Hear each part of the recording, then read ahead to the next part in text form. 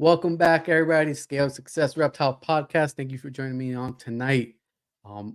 We got some very special guests tonight, so I'm happy to have them on the podcast tonight. Let me say a couple quick things before we get to the podcast and bring on our guest. Thank you again, everybody, for being on here. And we got actually some really good news to share with you guys about our podcast. And we got our first official sponsor. And I wanted to bring it to you guys and tell you guys. And our first official sponsors, I'm gonna give them a big shout out. Is Sea Serpents. So Chris reached out and we spoke, and I'm a Sea Serpent fan. They're local here to South Florida, and I've been using their racks for the last 2 years and plan on keep using them. So I'm very glad to have a company and a person that has great product, great customer service. So make sure you guys, if you need racks, you need incubators, go ahead and check out Chris at Sea Serpents, seaserpents.com. He's at all the major shows as well. So he's at Daytona. He's at the NRBCs. And then if you're in South Florida, sometimes you'll see them set up in a couple of the like Tampa and some of the major shows in South Florida. But like again, shout out to Sea Serpents. Thank you again, guys. Another thing I want to bring up is US Arc Florida. We started the year with US Arc Florida as our first podcast because I thought that was the best way to start the year. Bringing more awareness about US Arc Florida to all of our viewers, everybody that's here in the comments. A lot of people don't know, especially if you're not from Florida. Sometimes you don't know that there is a US Arc Florida. And there's two separate things. US Arc National, of course, support them, and then support US Arc Florida. And you don't have to be a Florida resident or live in Florida to join US Arc Florida, and they do have a free membership as well.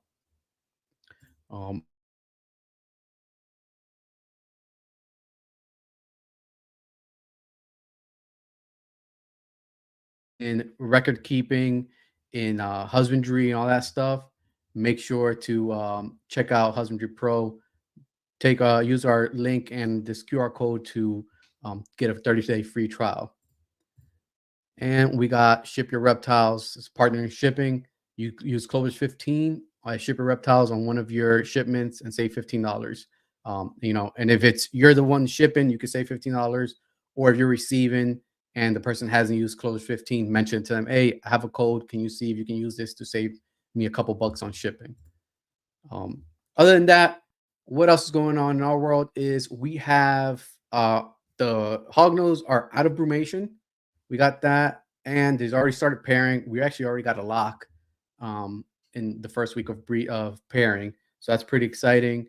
Got some new pairings, a couple of females that are just made weight and age at the end of the year, so they're going to be in this breeding year. So total, we have 12 females that we're going to be breeding this year, and just looking forward to bringing you guys a lot more to you guys and YouTube. We don't only just do live podcasts here. We also do pre-recorded videos, just showing you guys our journey of what we're doing with the hognose, and we do a couple of basic knowledge care guides on hognose. So make sure you guys subscribe to our channel. Make sure you hit the notification button so you know when we drop a new video. Other than that, actually, we got a few this weekend. If you guys are in South Florida, I will be vending at ReptiCon, Repti Day in Boynton Beach. So that's a one-day show on Saturday. So make sure to head out there, check some hognose out, and all the other reptiles that are out there. Stop by, say hi. And then the weekend after that, so February 34th, I'm not wrong in those dates, but the first weekend of February, it's Reptilian Nation West Palm Beach, and we will also be out there set up. So if you're in the area, stop by and say hi, and we'll keep you guys updated on other shows that we're going to do. And we have a couple people in the comments, so let's say hi real quick. Actually, you know what? I'm going to bring on our guest on, and then we're going to say hi to you guys, because a lot of people that are here are supporters of both, our channel and their channel, and they can say hi to you guys as well. So without further ado, we're about to bring on the Keys family.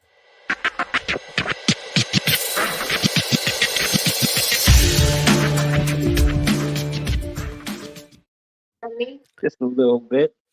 All right, there we go. We're on live. What's up? What's up? What's up? What's up? I'll tell you guys something to the viewers.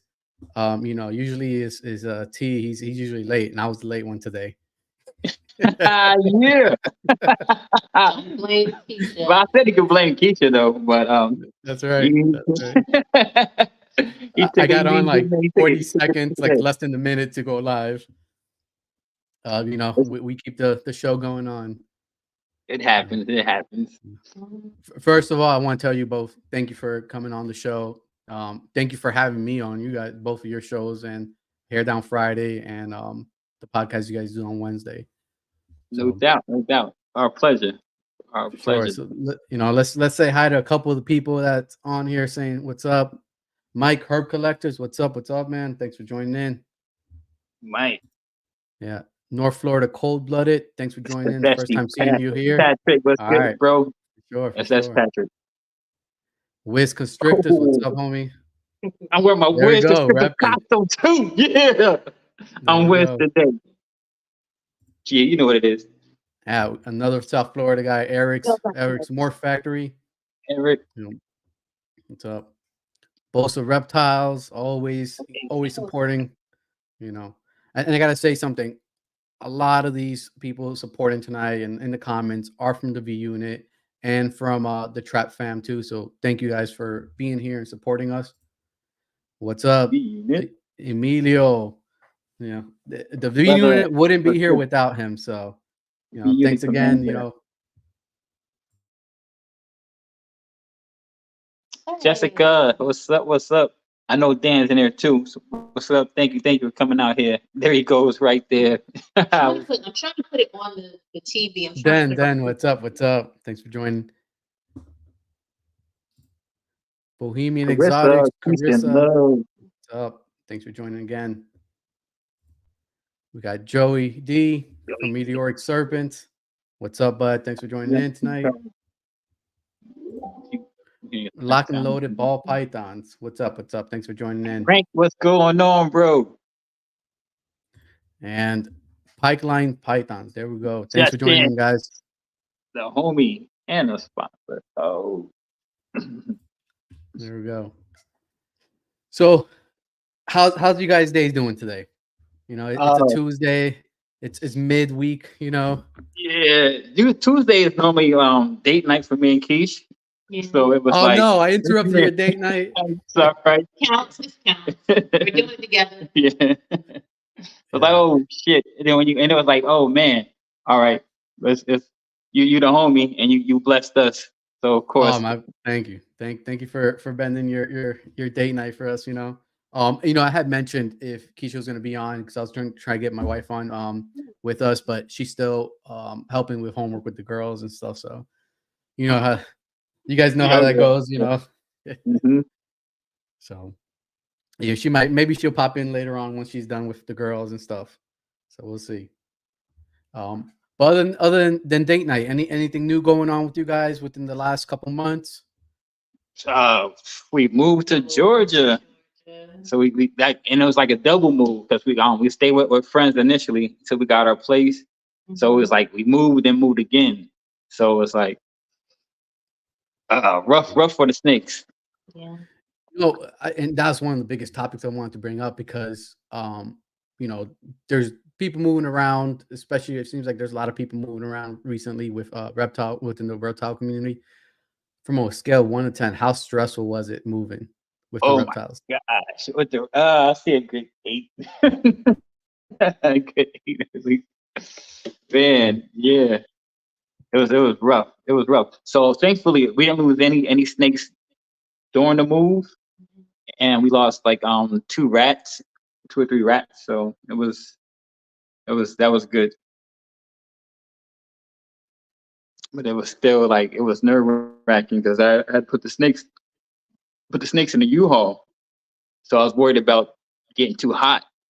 So it's like every time I stop, lift it up just to make sure everything is okay.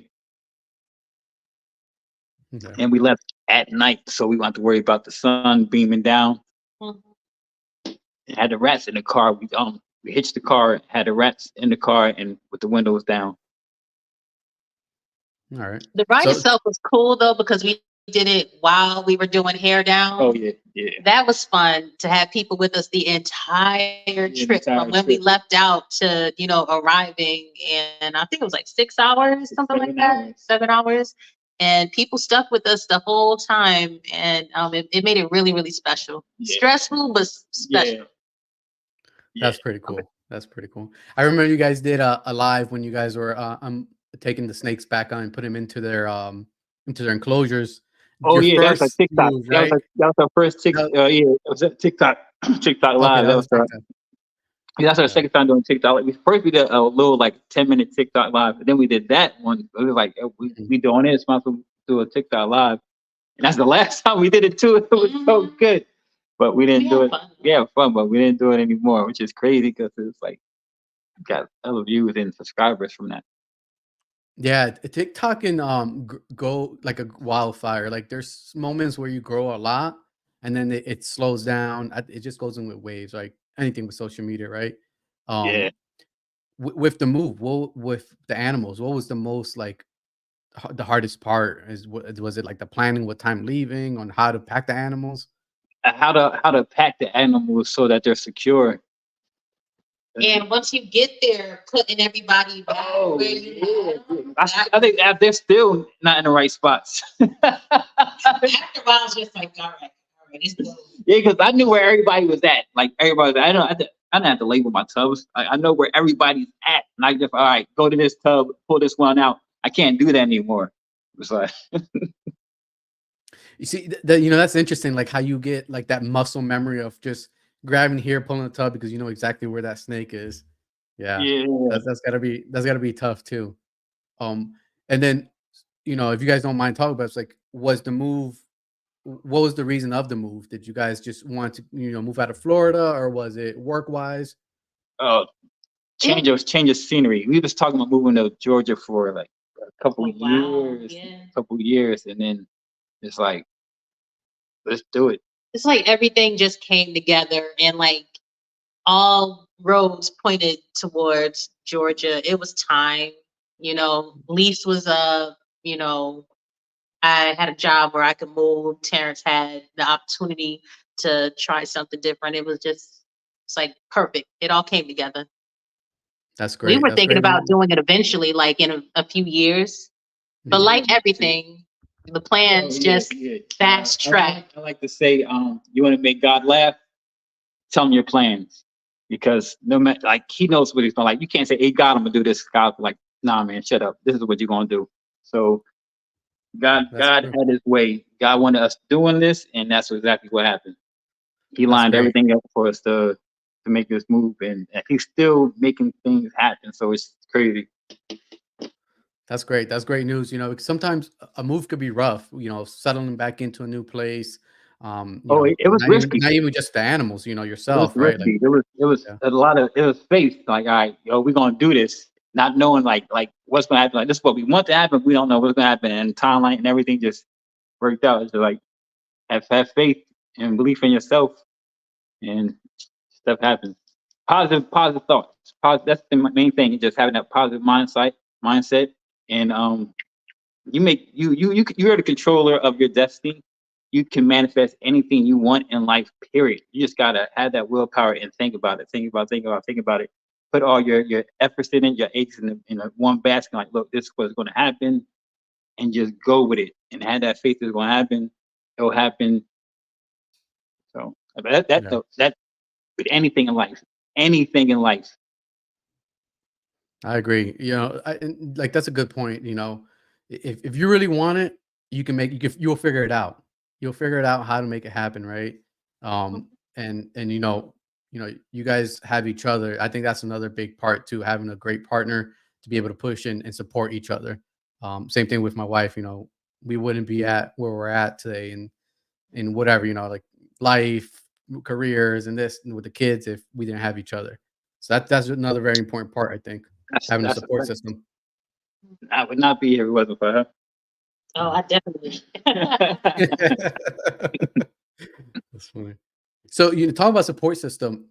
How long ago did you guys come into the reptile world first? Because it's probably like phases, right? Like when did you guys first come into It's reptiles? lots of phases, man. Like 20 years ago, we had normal ball pythons, but and we didn't know what we were doing. They were cohabited, so we Mhm. kept them in the same tank in a big ass 40-gallon enclosure, and they loved life and they was chilling.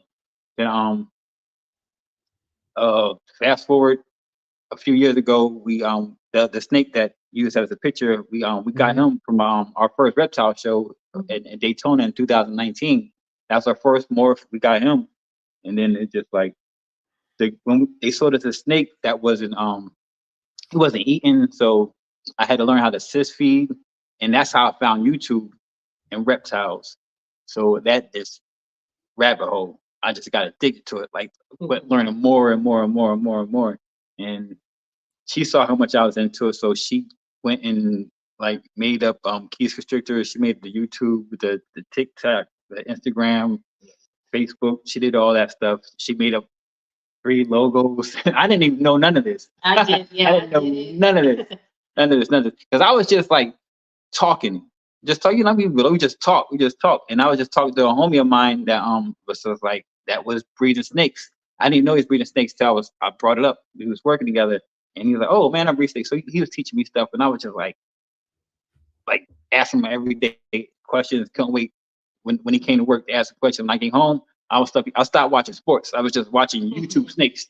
Yeah, That's it, just snakes. That's when I knew to make when you stopped watching, like he's still watching, but he used to come home, put ESPN on, put YouTube on, and put on sports, and it would be that for like however many hours. When he started putting on snakes and snakes, we put on snakes, I was like, okay, he's really serious about that. And we spoke about it a little bit, like maybe one day we might want to breed some snakes. And I was like, yeah, maybe one day. Yeah.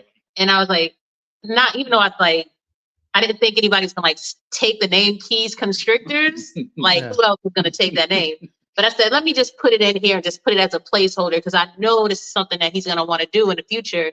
Then I sat on it for a few weeks and I can't sit on nothing too long. He knows the fact that I didn't say anything for a couple of weeks was a lot. So I was like, hey, I made a thing, want to check it out? And he liked it. He was ready to go. So he went right on Morph Market. Yeah, that was May 2020, June 2020. It was like, and we only had the one snake, that butter. I'm like, yo, yeah. I went over Morph Market and bought a bunch of males because I was stupid. So because we didn't know any better. You didn't? Yeah. I bought a bunch of pretty snakes, man. I was like, oh, I like that. I like that snake. Oh, let me get a pair of those. But yeah. Fun You time. see and you came in and you did that because you just enjoyed those snakes, like those what attracted you, right? Mm-hmm. So when did it switch from buying just what attracted you to actually like, okay, I need these genes, I need this and that? Just more research. That was just Okay. like more research, and then I I met somebody on Facebook. Um, I met somebody on Facebook, and she told me about YouTube, like podcasts and stuff. Mhm. Like, and so and then when I started watching podcasts, and I was like, oh, all right. Then I started learning stuff, and then I'm starting to see what's going on, and then that was really it. That opened me up to the business side of everything, and what to breed together to make what. And then I found like Chris Hardwick too, and so then Yeah, I found Chris Hardwick, and then Chris Hardwick, I think he made this video, $2,000 a month from breeding ball pythons. He's like, with these animals, like, oh, those are the animals that you need, something simple like that, and the little stupid stuff that helped me along the way. That's cool. And then finding the YouTube reptile world, then you start finding the actual reptile community, right? Like you start the Instagram, you start making connections, and you were in at this point, were you guys in Daytona already? Yeah. We lived in Daytona for when we started Yeah, that's what our first reptile show was in Daytona. We lived. It was right down the street, so we just like, oh, let's go to. Didn't even know it was like a big deal. So when they're like, all these people for reptiles, yeah, it was crazy. It was crazy because I'm like, it's not where I'm from. It's not many cats like me that's into reptiles. You know what I'm saying? So it was like, yo, this is eye opening because you're the only one really. You really only when you got a couple friends that might like snakes, whatever. But you really the only person that's into them joints enough to be like, oh, right, look, that's T with them snakes. That's his thing. So it's cool to be in an environment like, oh, this is everybody's thing. Yeah. When we were young and growing up, we didn't have the internet where you could just connect with a bunch of other people who are into the same thing as you. So to see that and become a part of it is really cool. We didn't know it existed. Yeah. And it's the crazy part you say, where we're from and stuff like that, because we're from the same city, and that's another crazy part, like, meeting here in Florida and meeting to the reptile world and stuff. And I remember, there's no snakes. You go like you might you go somewhere and you might find them a little bit, but other than that, nobody's keeping snakes or reptiles. Nobody's keeping snakes. Nobody's keeping them. Yeah. I remember growing up in high school, I had my best friend. Me and him decided one day we had iguanas, green iguanas. Do you remember Valley Fair in Irvington? Hell yeah! So we got pet store for the longest. That's where my best friend too at the little arcade. But that was my pet store for the longest. So we went there and got iguanas and stuff like that. So we were like the only two kids in that we knew that had iguanas. And like we'll bring them out. I was like, everybody's, nah, I'm good. Keep that thing away from me. And then eventually when I left to the Marine Corps, I gave it to my best friend and stuff like that. But yeah, it's a small world, right? Like it's funny. Yeah, that's wild. That's super wild to bring up. Yeah, that just throw back so many memories. Just thinking. Weird. All right, there we go. You're back. We're back. All right, finding the reptile world and the community was your introduction. Was it a positive? Or was it like like so? How did you guys come into it? It was cool. It was just it was just different than what I was used to. It was just different what I was used to, but it was great. Like just talking to a bunch of different people, like and meeting up in chats and stuff was like real cool. Just getting to know people that you see, like right, like doing this on podcasts and stuff, and making videos. So that was like that was like surreal to me. Like meeting people that I watch their videos, like, oh shit, I always say this, man. Like meeting with and getting to meet Fred and AJ. Like to us, that was so dope. Honestly. Yeah, because we was watching their videos. Like then we like, oh man, now we homies. So it was crazy. I remember like sitting there on my phone and Terrence putting on a video, like when we was like just into this 3 months, 4 months, and he's like, oh, this guy looks cool, or this person knows what they're talking about. And I'm watching, I'm like, yeah, it's pretty good. So I'm getting into it too. And then how many months later we're meeting these people and they're actually real good friends now, and it's wild. Yeah. Actually, like we didn't, and because we had no intention of ever like maybe years. We actually had no intention of doing any YouTube videos or none of that stuff. Oh yeah. So it was like real cool getting and meeting all these people that we consider family that wouldn't have been if we never did it. Because I was content like doing Instagram. Only reason we did YouTube anyway was just so I could sell some snakes. Like it's all about building credibility. Yeah. You think if Daytona wasn't there, where you guys weren't living in Daytona, you think it would be where you're at now? No, definitely not. Definitely not. There's no way. There is a way, because you still were friends with someone who was breeding snakes. It wouldn't have came up. It wouldn't have came up. We wouldn't talk about it at all. Okay, well, there's a very, very slim chance, but the stars would have had to align. No chance. I had snakes pretty much my whole life. It took us going to Daytona, us getting that snake. And we were going to get it. Now, no, we went to go get a leopard gecko. We didn't get a leopard gecko. We got that snake. Because we didn't even go there to get that snake. And then, like, if that snake would have been healthy, I wouldn't have had to go on YouTube and find out how to take care of him. Yeah, you see, that's back to what you were saying earlier, like how sometimes the plans align, God's plan aligned, right? Like you wouldn't be right now where you're at if maybe you would have moved from Jersey to Daytona and stuff like that. Oh yeah, it's crazy, definitely. Daytona, man. I moved to Daytona. It's like I was chasing. I was following my son. My son, he moved to Florida, and I was going there at least once a month. I would fly down there to hang out with him for the weekend, or with like a weekend every month, or when a certain movie, any Marvel movie come out there, I would fly down there, take him to the premiere when it come out, then come back home. One day that was costly. It's crazy, like doing that thing. Like, damn, that was wild. Mm-hmm. But all my vacations I went to, I stayed all my time just to take a weekend every month. So, and then his 8th birthday, his wish. Oh, my dad moved to Florida, which was. I was mad. I was like, dude, don't. When he was like, don't. I didn't go wish for his mom. Like, say the wish out loud. I'm like, don't, nah, man, chill. Don't say the wish. But he said, I was like, this little boy. Then like the next day or 2 days later, I went back home. Worst flight of my life. Turbulence was crazy. Thought I was gonna die. I'm like, okay, this is nuts. And then it was a snowstorm at home. Took me 2 hours to dig my car out of snow to get to work the next day. I was like, yo, these are signs. I went and put in for a transfer right then and there as soon as I got to work. And that's what brought me to. And then it's crazy because my son lives, like y'all know, lives in West Palm. And so I put in West Palm because I was manager at Lowe's. I put up West Palm and then brought up Daytona Beach. And so I'm like, Daytona Beach? That can't be where it's at. But no, Ormond Beach. Ormond Beach came up there. And Ormond was like, this can't be where it's at. But they put in West Palm. We just apply for Ormond Beach because you still had to apply to get the transfer.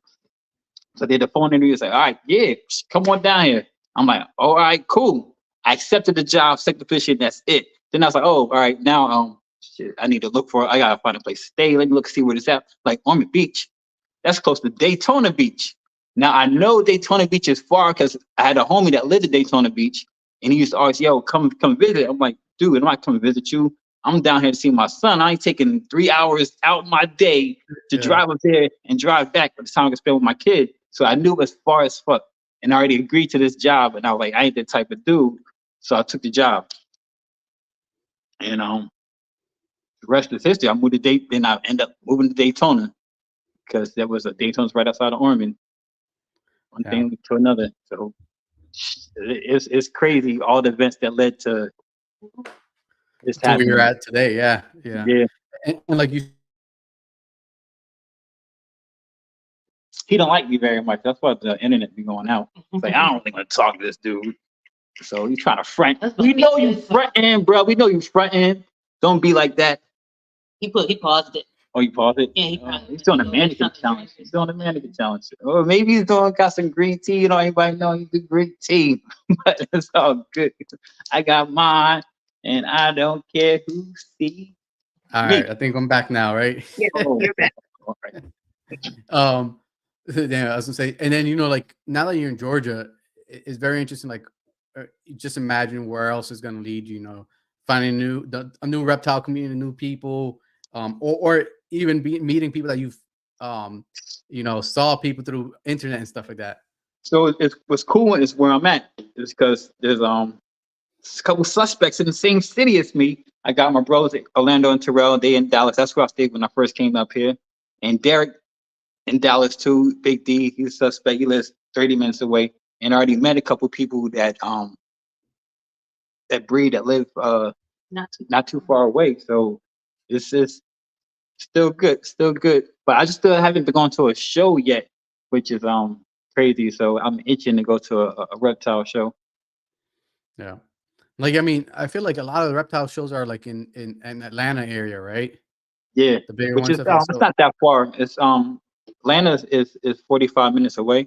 Okay. Yeah, that's without traffic though. So like 2 hours away. Yeah. So talking about shows, are you guys gonna make it to Daytona this year? Oh, we definitely come to Daytona. Okay, cool. That's a given. We're gonna be there. You coming up, right? Yeah, oh yeah. I'm planning an Are you event. going vending, or are you I'm just planning gonna an hang event. out? So I plan an event. All right. Yeah. So you can Yeah. hang out afterwards. It's all good. I can hang out after. Yeah, I got to work during the day and hang out after. Yeah. You know. You got to do the Saturday after night auction. So Hmm. that's a must there. So with the ball pythons, you said the first snake you got it was that butter, right?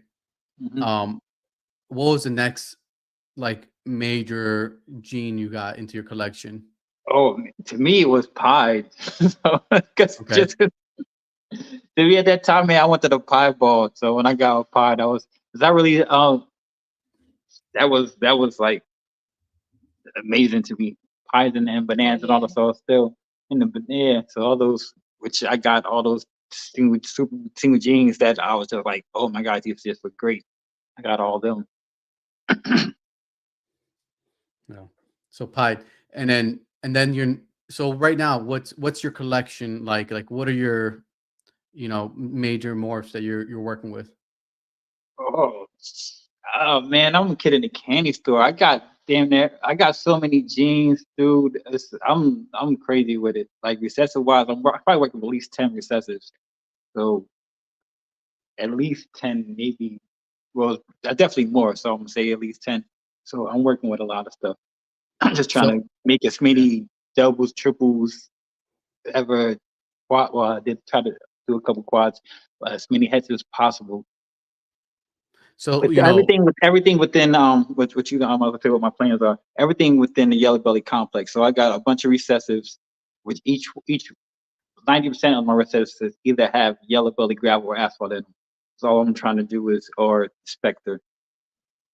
All I'm trying to do is make different doubles and triples with yellow belly complex animals. So it'd be like different parkways and pavements, but in recessive form. Okay. So what drew you to Yellow Belly? What made it that your thing? Because that's your thing, you know? Yeah, it's crazy because it's like it's at first it was a gene like when I first saw gravels and highways, those were the first like more like combination. I was like, oh my god, those things are amazing. It's like how do you make them? And the common denominator was yellow belly. So it's like, oh, all right. So one of the first things I bought was an ivory because like I'm gonna put yellow belly and everything. And I made this video, yellow belly everything. So and it became a thing. But it was it stuck. But yellow belly because I titled every video I had. So it was in the video, every video I had yellow belly in it, and I showed you what each animal looked like with yellow belly and without yellow belly. So it was everything yellow belly. And so I would always say yellow belly everything, and it just caught on. And then I made the yellow belly everything part two, and it was just like, all right, Yeah. yellow belly everything. But yeah, it's yellow belly everything. You gotta have yellow belly makes everything look better. It's a fact. Everything. You can't. And then somebody gonna say, "Oh, when I say put yellow belly with anything, oh another yellow belly, yeah, mofo, you put yellow with another yellow belly, just add inchy and leopard into it, and it's gonna look amazing." So yellow belly everything.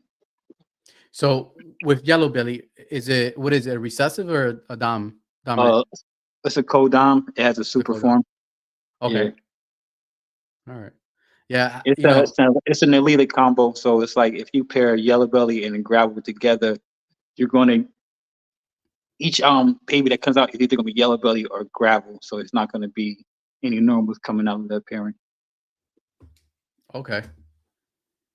How long did it take you to wrap around your head around like all the morphs in ball Long, pythons? Because long, long, like long. with hognose, I think I'm spoiled because we have maybe 20, like 20, 25, and there's a couple jump coming out within the next year or so. Yeah, And so it's it's easy to remember, combos and stuff like that. And we're just getting to like triple and quad recessive stuff. it's And then still we only have two codoms. yeah.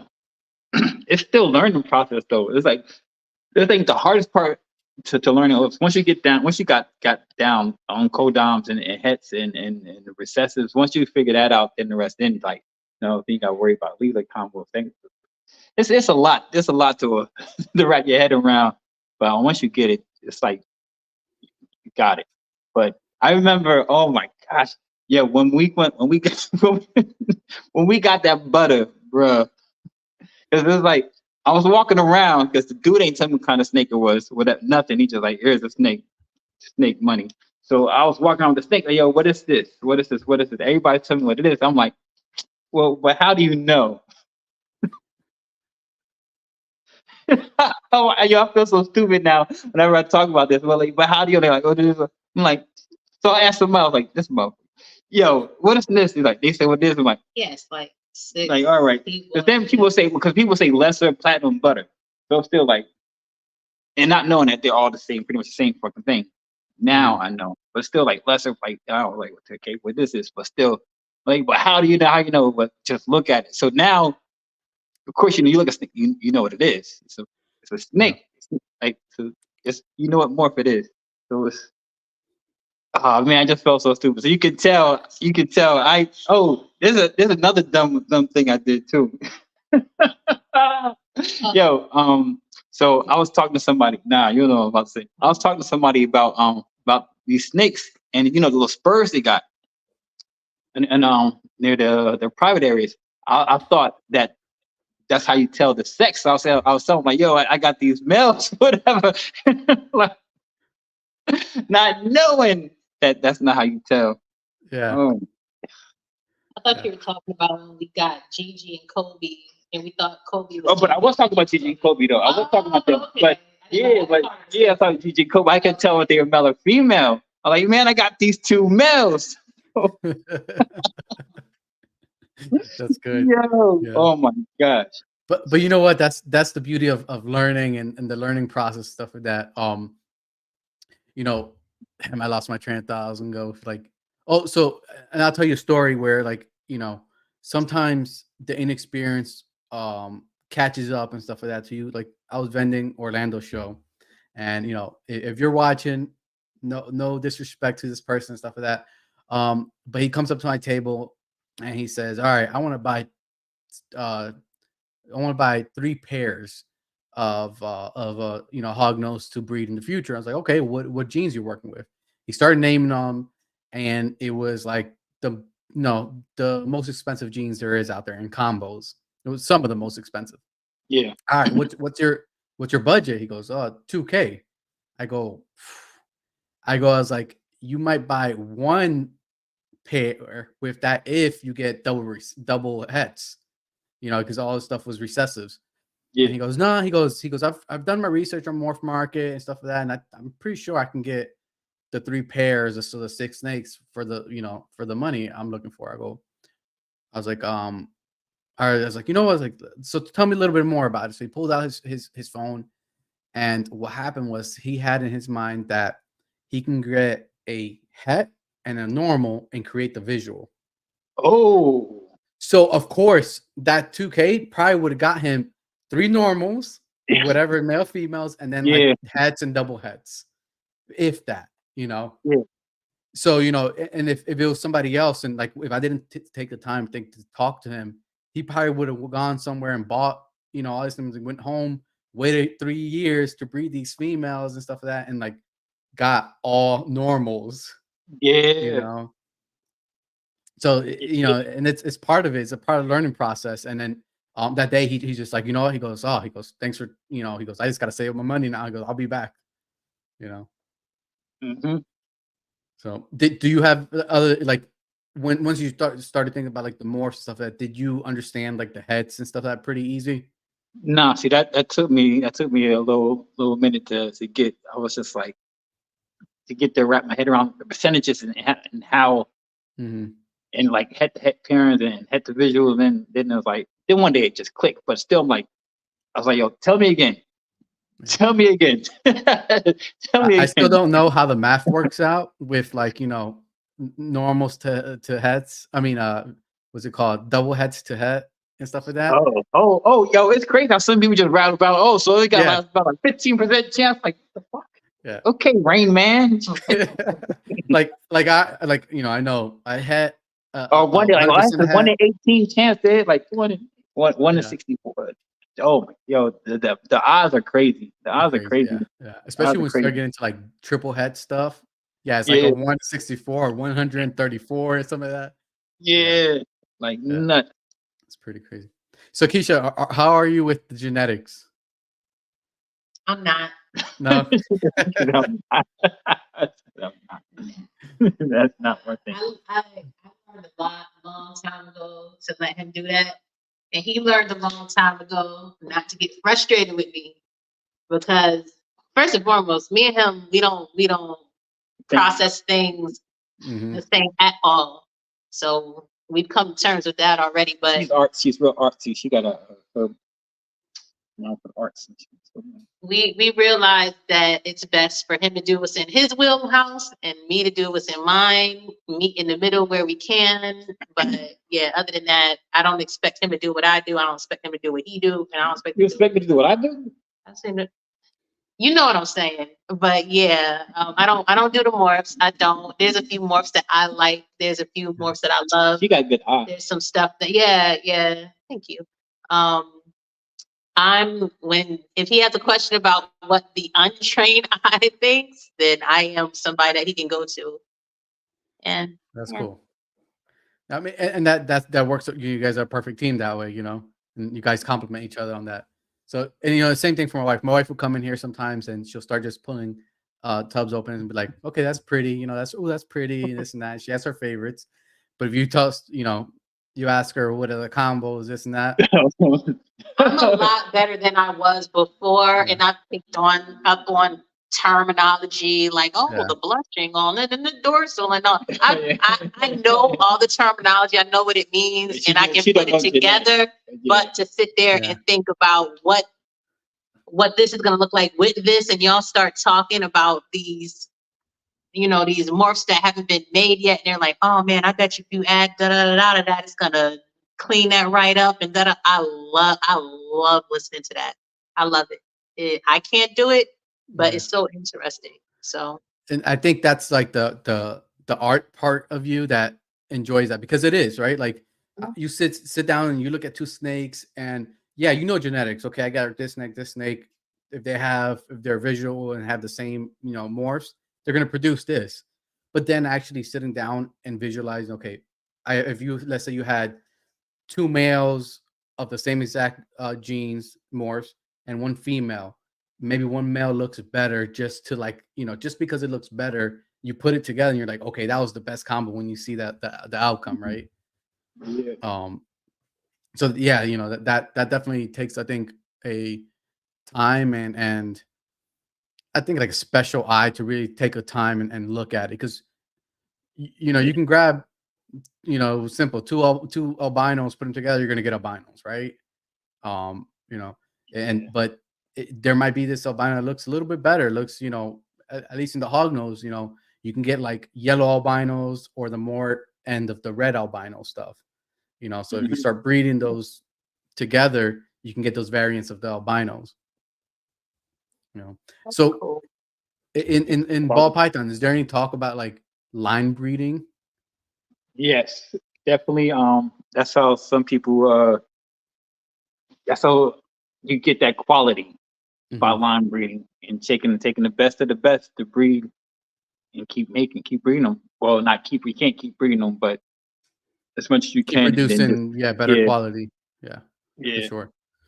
That's how you get that Aussie line and that freaking the different lines of chocolate and the Bell line Hmm. of DG and who there's a few people that like Barnhart Black Pastel. That's all snakes that were line bred. That's it. That's good. That's nice. So what right this year, when are you breeding this year, or are you with the move and everything, you still breeding? I'm breeding because I love the animals and I'm gonna Yeah. go down there and see them. So like damn, I'm about to move people around. But I'm trying not. It's like I know not a lot are gonna go for me just because of Just the stress. just the stress of them out. but I did on a bunch of breeder loans, so I got a lot of snakes out. So I'm going to have clutches no matter Mhm. what. Okay. Thankfully, I did So send them out. what's your most anticipated clutch this year? The most anticipated clutch is I got a Blackhead Spectre, pastel Blackhead Spectre head puzzle going to a hypo head puzzle. So hoping to make some Blackhead Spectre puzzles with or without pastel. I like pastel and puzzle, but looking to hit some of those. That is what I'm most forward. Looking forward to that. I got a couple of puzzle pairings, but that one is the one I'm looking forward to. Okay. That's really the crown jewel of what I'm doing. Oh, also a redhead ivory to a gravel, so some redhead highways. Yeah, looking for that. Nice. So with your parents, how many you're expecting? How many hatchlings? Let's see. Well, not more than 60, Okay. 60, 72, but that's on average of 6. And then because I'm hoping no more than 12 total. Honestly, even with what I'm giving out, with the snakes I lent out, I really don't want that many animals. So Mhm. I'm not breeding to sell. I'm breeding for me. And then I take care of some people that they want snakes, so I'll sell for snakes, and take care of the homies. So we can. That's how we continue to grow. Like we share with each other, man. We produce for not only for ourselves but for each other. So we all can grow together. Mhm. So other than that, I'm not breeding to make money. At least not right now. Yeah. So later on, then Is yeah. That's what I was gonna ask. Is that a future plan eventually, maybe to Oh yeah, grow and yeah. eventually, I want to vend. I love going to shows and all that. Eventually, I want to vend, but Yeah. right now, I just want to try and grow and get better at what I'm doing. Yeah. Vending is fun and a lot of work. A lot of work. Those 2 days Sunday night, I'm dead, especially after breaking down and traveling and whatever it is. It's a lot. I You don't know know. how people do it. Like, Especially it's the just so travel. much. Yeah, you take that trailer with all your snakes, and you Yeah. just gotta put them up, and you gotta stand there all day. You gotta engage with people all day. That's not me. I can't do that. Him, on the other hand, he's good with people, but then I don't know if he's gonna be. I don't know, because you have a lot of people who are coming, and when he gets to the show, he'll sit and he'll talk to one person for 45 minutes. Or, Yeah. so you gotta give everybody your attention, so yeah, I know Yeah. that's gonna be that's a difficult piece of it too. So it's a lot, and I definitely admire the people who do that, especially the ones who do it all the time, the ones who are traveling. It's a lot. What's your drive Yeah. to be talking, like 4 hours? Yeah. 4 hours. Yeah. Yeah.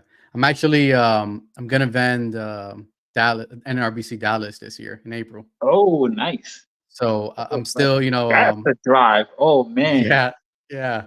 I'm still trying to, figure out the whole thing. If I'm gonna ship the animals, I'm gonna drive them, or ship like my displays and my banner and stuff like that, and then drive the animals. So it's, because if I gotta drive everything with the family and stuff like that, we got to take 2 cars, and that's crazy, you Mm. know. Yeah. So I think Yeah. I think the best thing is I'm gonna try to probably ship my displays, my banners, all my supplies like on a pallet to the show, and then just Wow. drive my animals. And there'll be a bin worth of animals, so it'll be easy to drive. But it's a Yeah. drive still, you know. That's a Um, drive. Oh man. yeah, yeah. I'm definitely gonna record that trip. It's gonna be Yeah. interesting.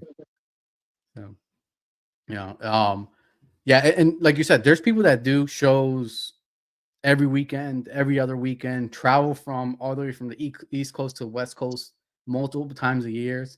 Yeah. That's a grind. I don't know if I would ever want to get there. That's work. Now I don't know how they do that. Yeah. Oh man. Mm. That's too much.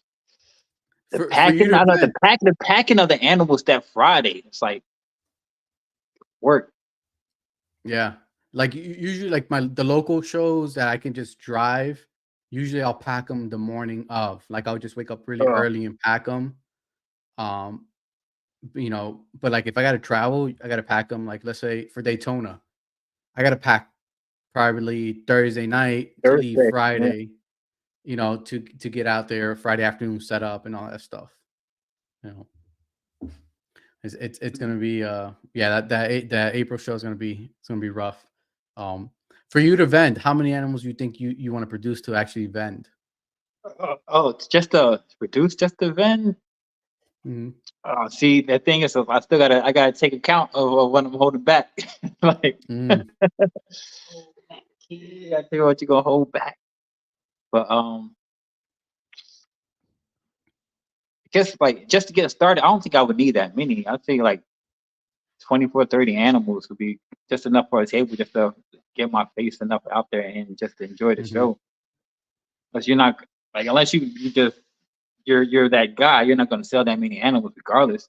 So I guess it's Yeah, just more to yeah, get your face shown and sell some animals, just get acclimated to the community and those people out there.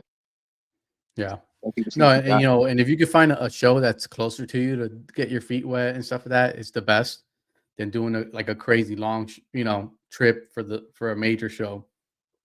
I think the first show I did last year was that I vendor under myself, not just helping one of my friends.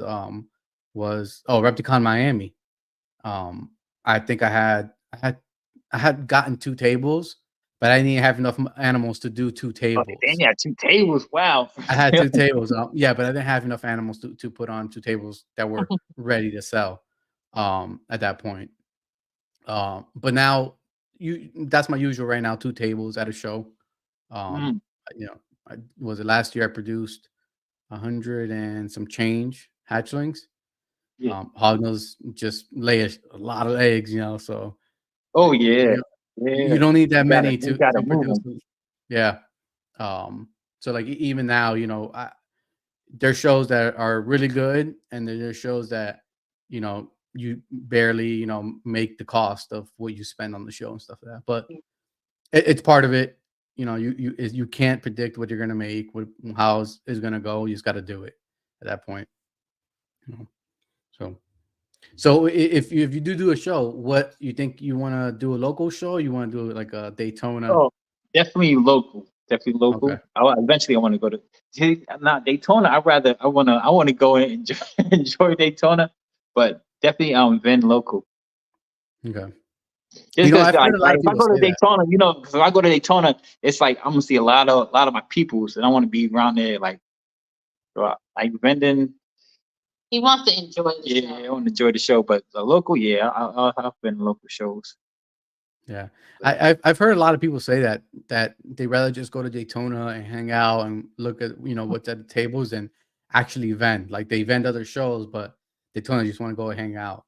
Yeah, Um, and I thought that this year because I went and last year I went and helped my friend that does also hognose, and and I actually had some animals out there too, but it was work those 2 days. Like the first Daytona I went in the prior year and stuff like that, it was actually just going walking around, saying hi, looking at animals, buying animals.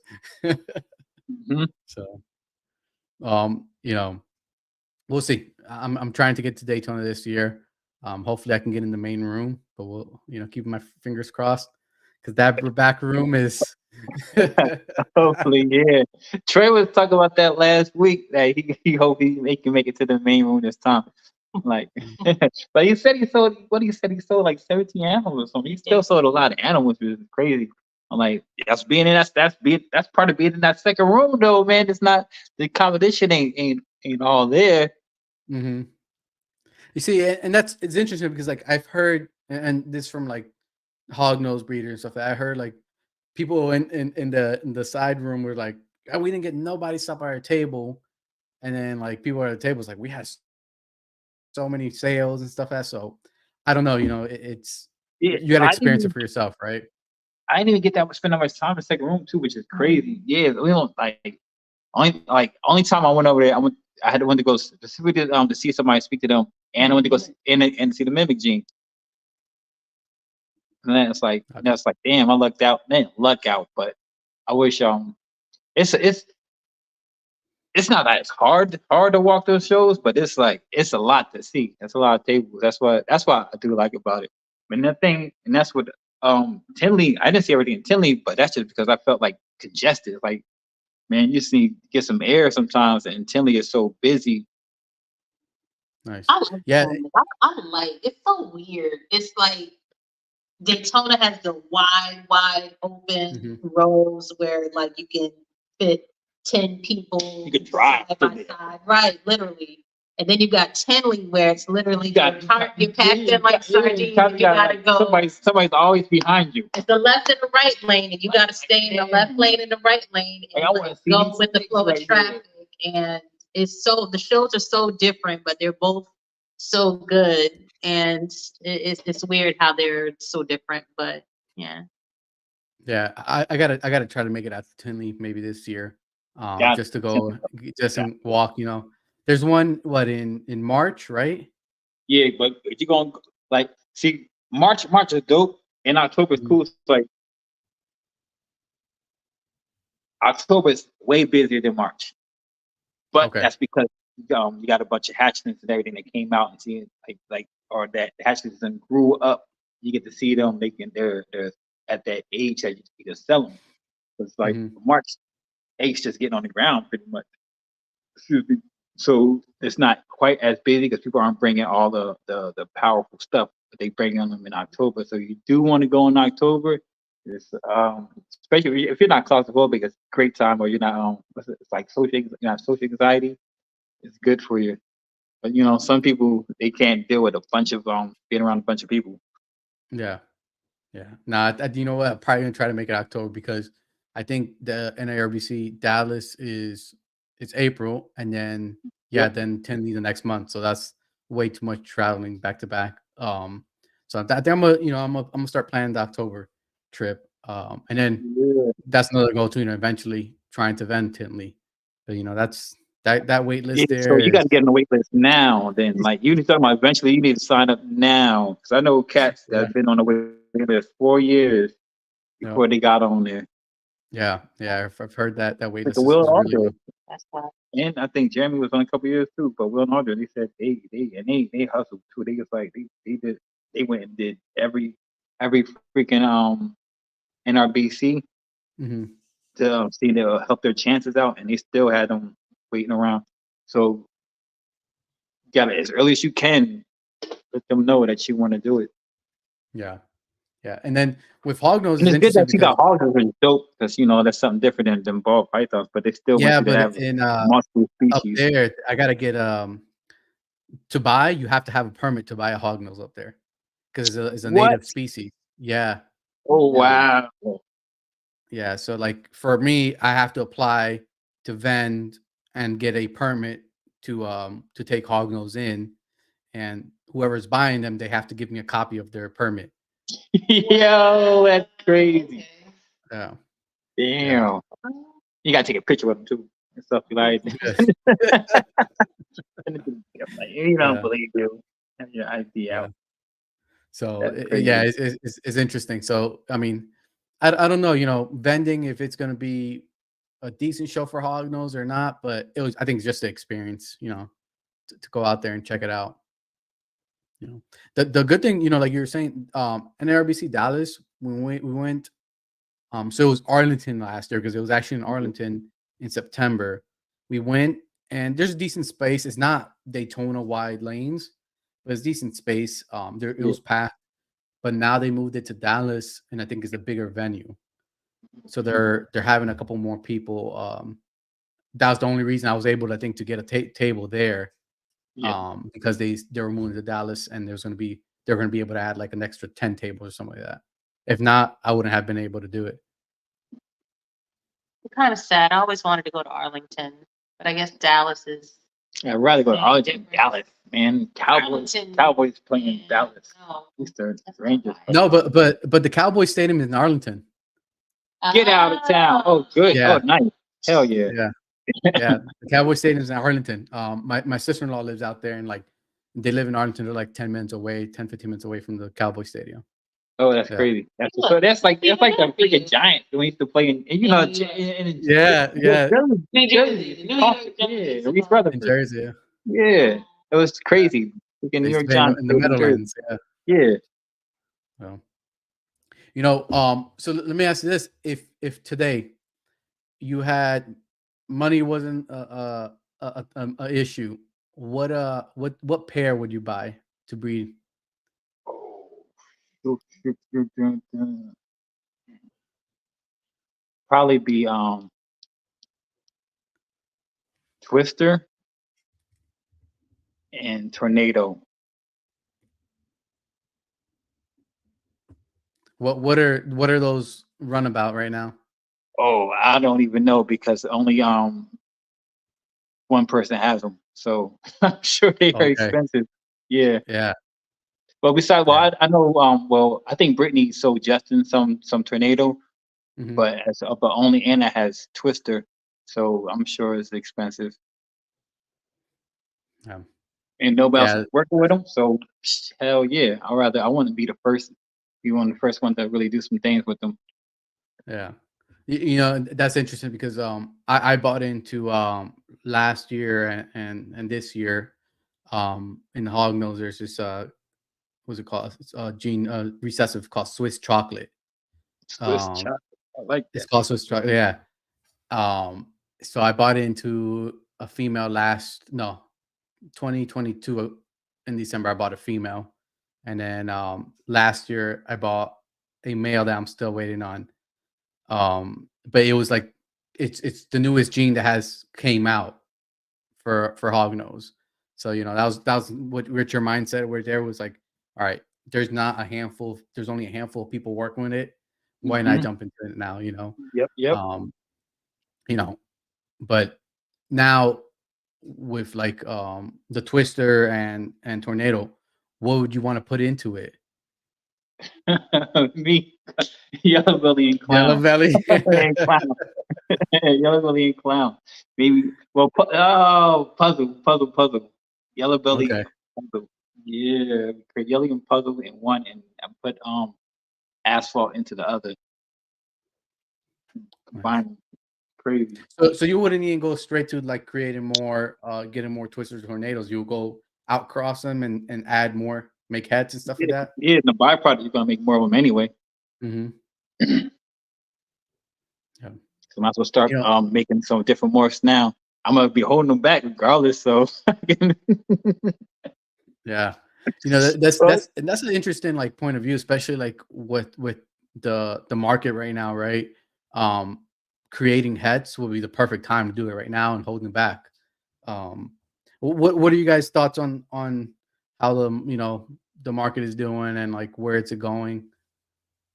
well, it really, honestly, it doesn't affect me Mm-hmm. because I'm not selling, and Mm-hmm.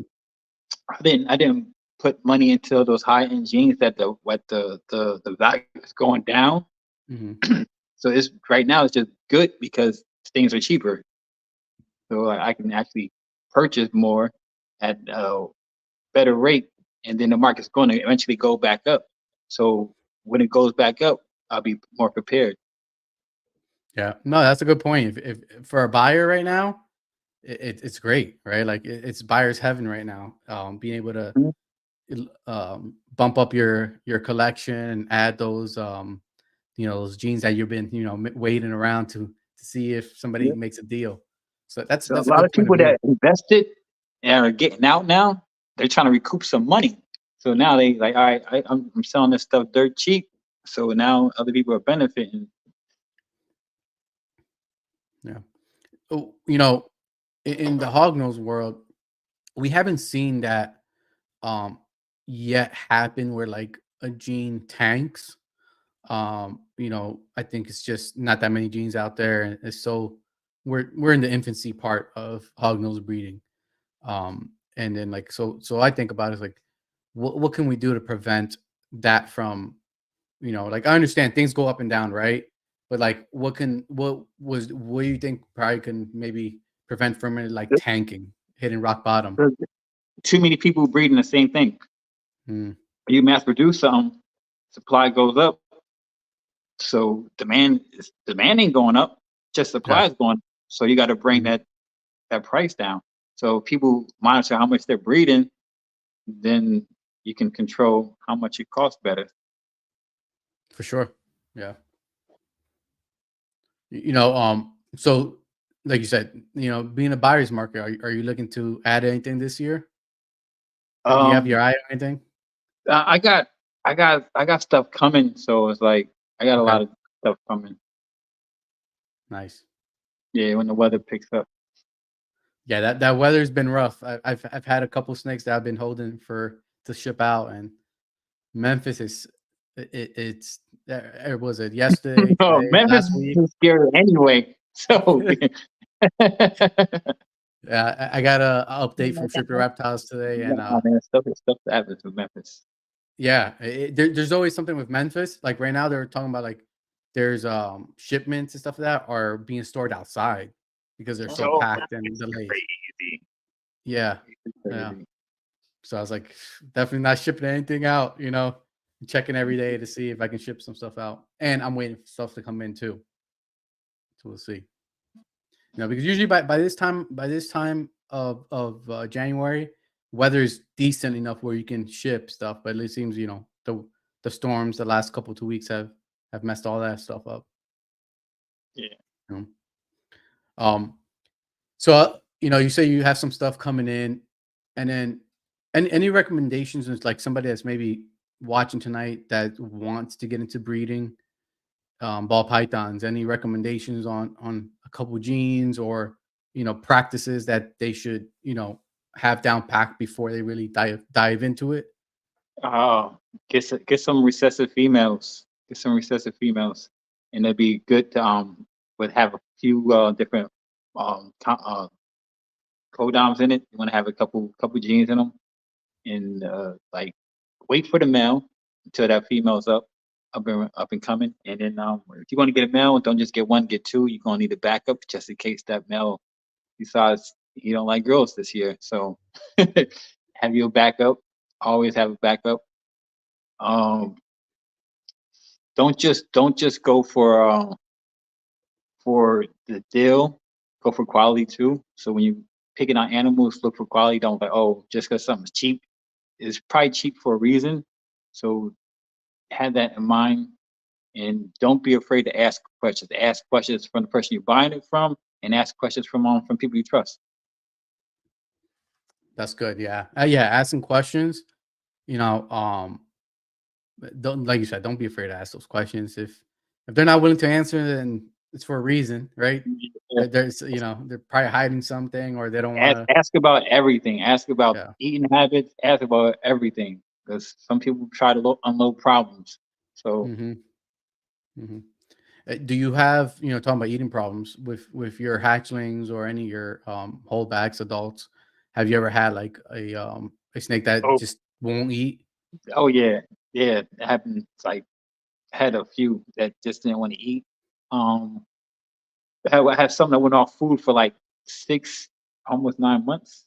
We went off for like 9 months. This snake went off food for. It's just, and it's so crazy. I remember because I was like, I was gonna. I remember she was 1,400 grams, and I was like, oh man, I'm like getting another 100 grams. Then I'm gonna pair her off. Chicken never ate again for that season. I'm like, man, I should have just bred her, and then But Yeah, yeah, it happens. And I even I even I got a trick for some people too. It's about some snakes that don't eat. Some snakes don't eat. Now you don't have to try this. You don't want to try this, but it's something that works for us, and I do recommend it. But some snakes that are small that won't eat, we give them pork, right? I cut up meat and assist feed them with that. They'll eat it the same way. They'll put it in their mouth, let them grip it right in the throat, and they'll swallow it on their own. And they'll do that a couple times, and they'll go on food. So we do that for some hatchlings that just act like they don't want to eat. The wow. thin So like cuts, the raw pork chop, pork? Yeah, Yeah, raw pork. the thin cuts, the very thin cuts, and just cut them even smaller. And then we just freeze the bag of them and we have them on hand. that's interesting. Wow. So you know Yeah, we a veteran breeder told me that like years ago, and it was like, yeah, oh, so that's our go to. okay. Well, when you heard that, what was your reaction? Like you're like, you sure Like about what? that? Like what? Like me? Like what? No, no. He said it was our first. No, man. Dad told me that. That's before we even doing that. Oh, Yet. I don't know. He was still on There's so IG. many things on here now. I'm sorry, I'm sleeping.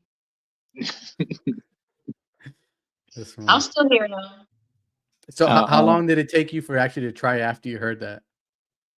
it was I was already concerned, so it Okay. was like, oh man, all right, let me give this a try, and it was like worked like a charm, man. Like I think two times, and then like the snake just started eating the first time that happened, and so now it's just all right. It's still a last resort. It's not something. Oh, all right, snake. Oh, snake's hatched. Maybe we'll cut us some pork for 'em.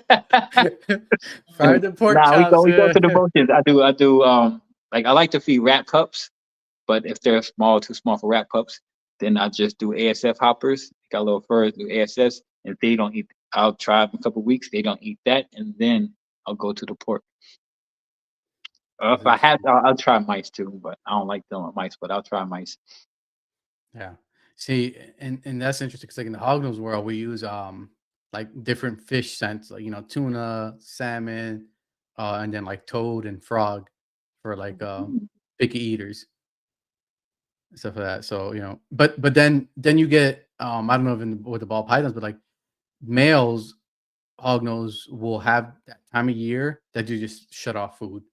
You can give them all different type of scents, and Oh, sometimes they'll just shut off for like 2 months and then they'll start do that eating again. sometimes during breeding season. After they smash a little bit, then they're like, all right, I'm good. Yeah, smash, smash, Yeah, smash. yeah, for sure. Once they start introducing to some females, and they start like the census females, they forget about food. You know, so any other little like tips or different approaches to keeping ball pythons that you have? Uh, nah, not really. I follow like the lead of a lot of people that Hmm. I talk to, so I really don't do anything much different besides that. But, that's a, oh.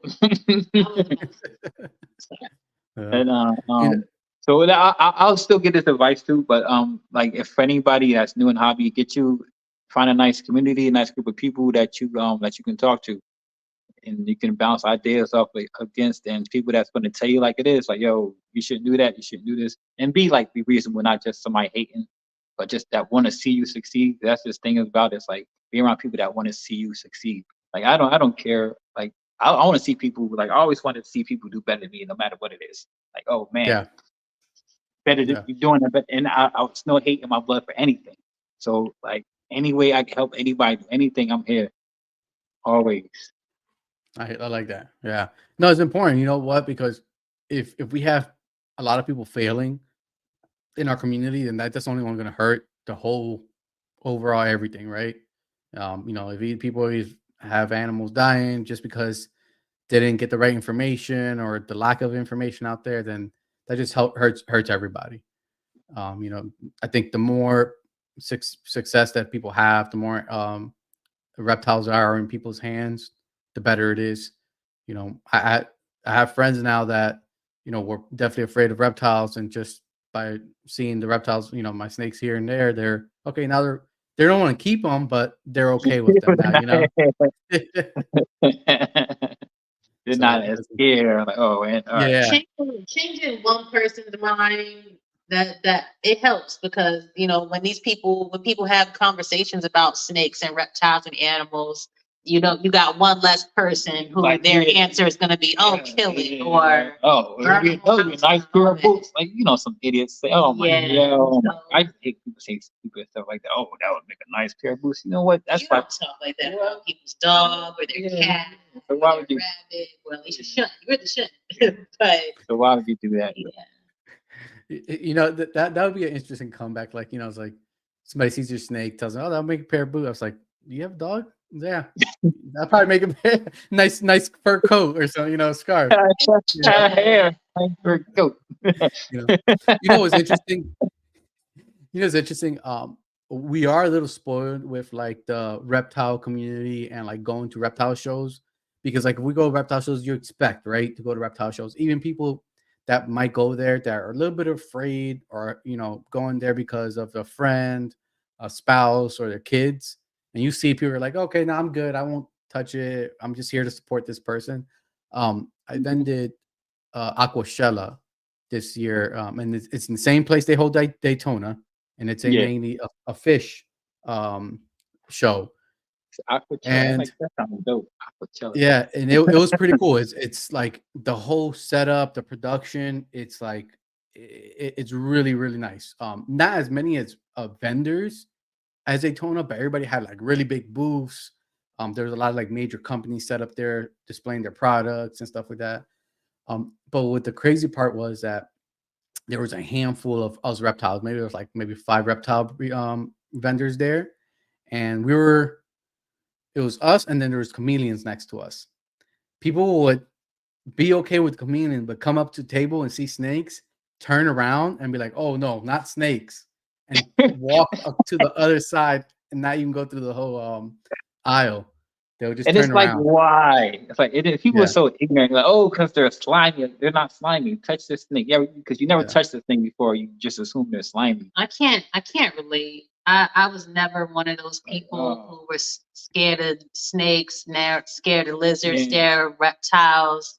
My family had reptiles before I was born, so my dad, my brother, very, very into animals, all kinds of animals. So I can't imagine just looking at a snake and being like, ew, yuck, like, or being scared of it.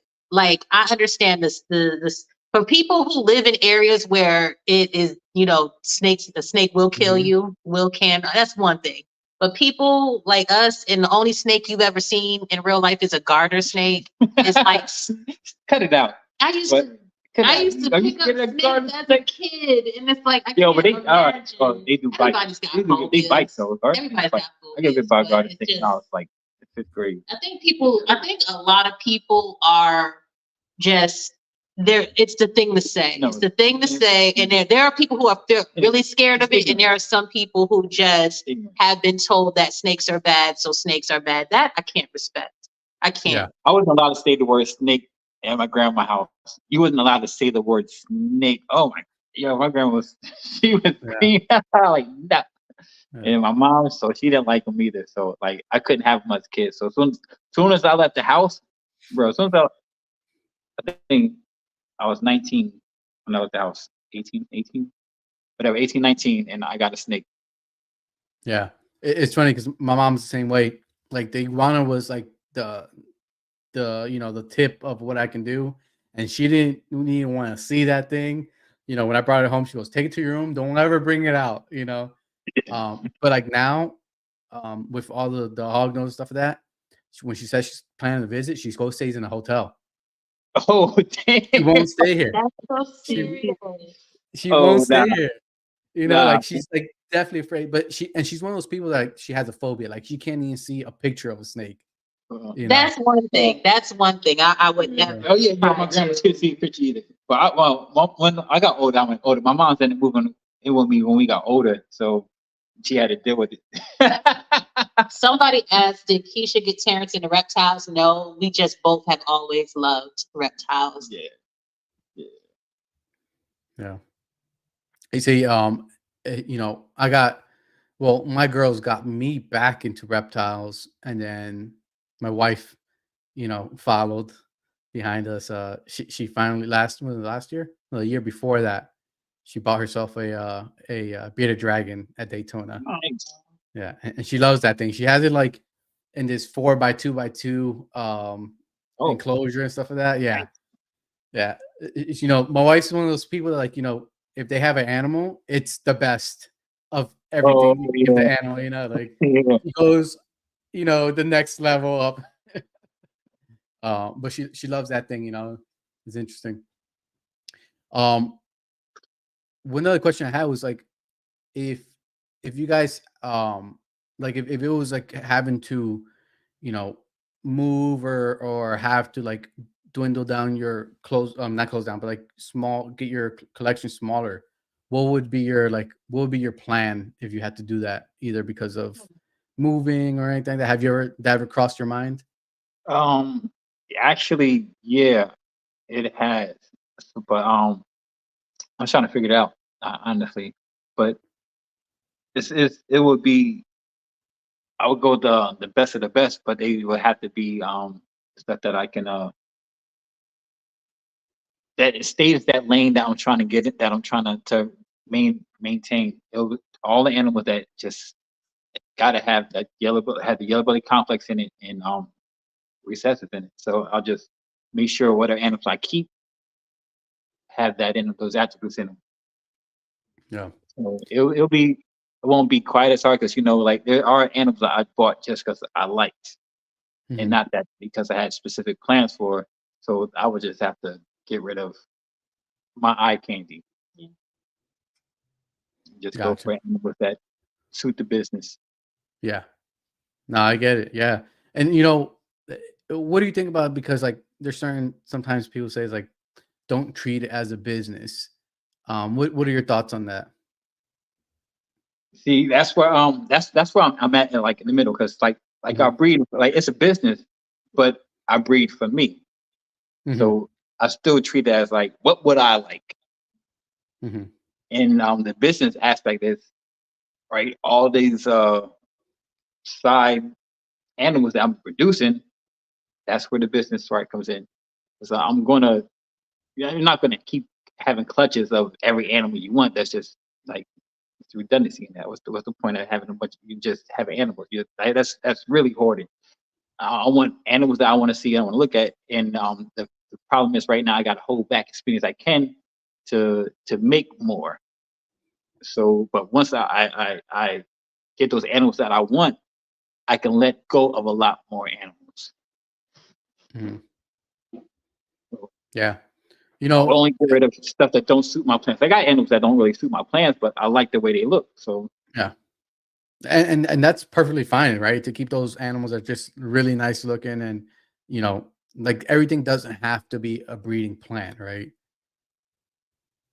You know, yeah, so no, I think that's a good medium where like you're still doing it, enjoying what you like, and then also thinking about what can be sold, and what in the future, what can help the business grow if you decide to really take it further down, and start producing to sell and vend and all that stuff.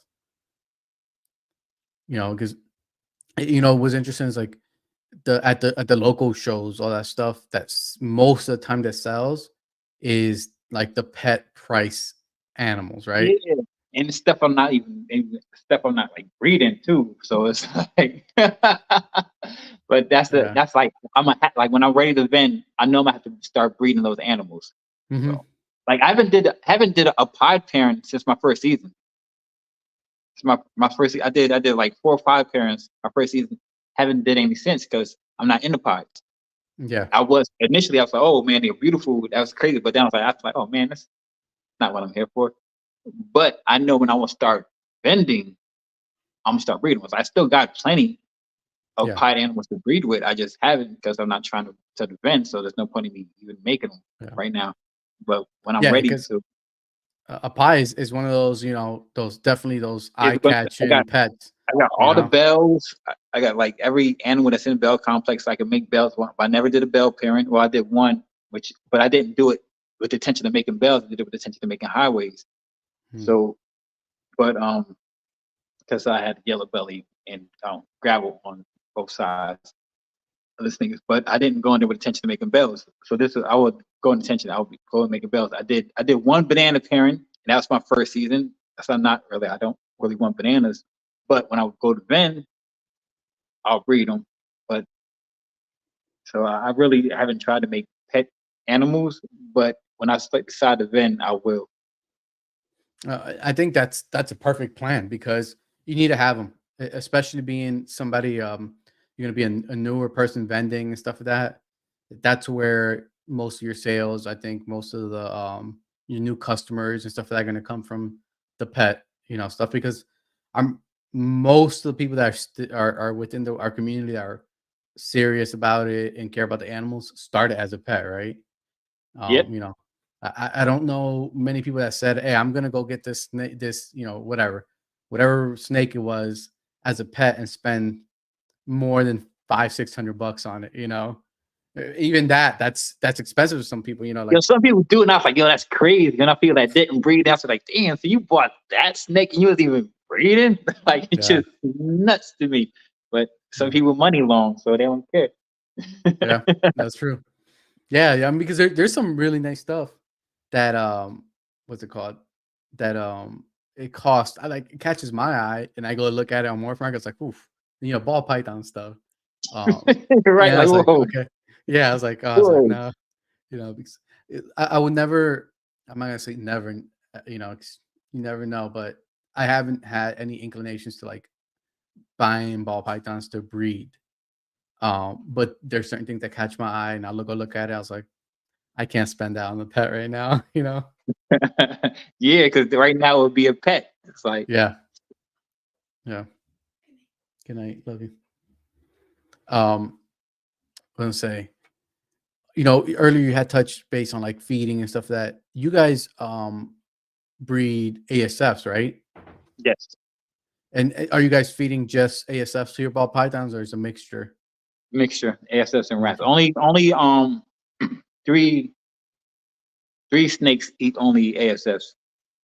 Okay. What made you start breeding ASFs? Was it like just to try to bring the food bill down, or? No. What did we start doing? Oh, because One was one of the snakes that wasn't eating rats. So that's what it's got the ASS for. And then it's like man, I start breeding them, and it was like then I got like a great deal on a bunch of ASFs at one point, and I was like, so it jump started the breeding process for them. How was it difficult? Was it pretty straightforward to breed in them? No, just different. yeah, You know, they're opposite of rats. They're just like the opposite of rats.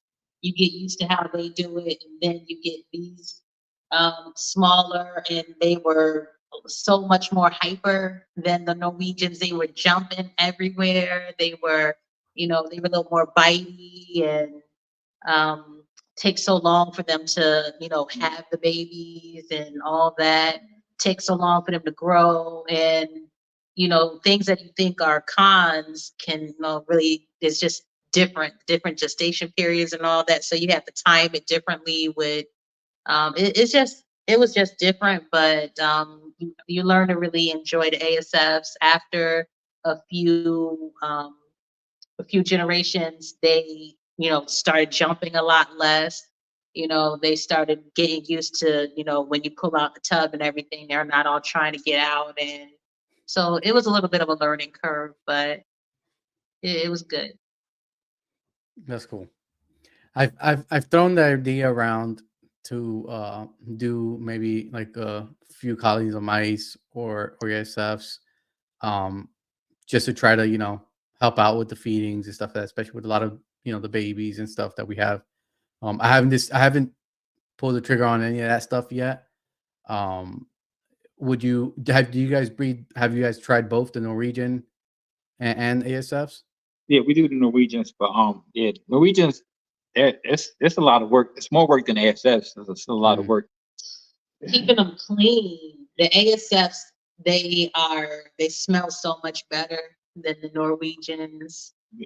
ASFs go in one spot. It's like they use the bathroom. They go in one little spot, and it's not nearly as bad. They don't get that aroma. That ammonia. They don't get that ammonia smell.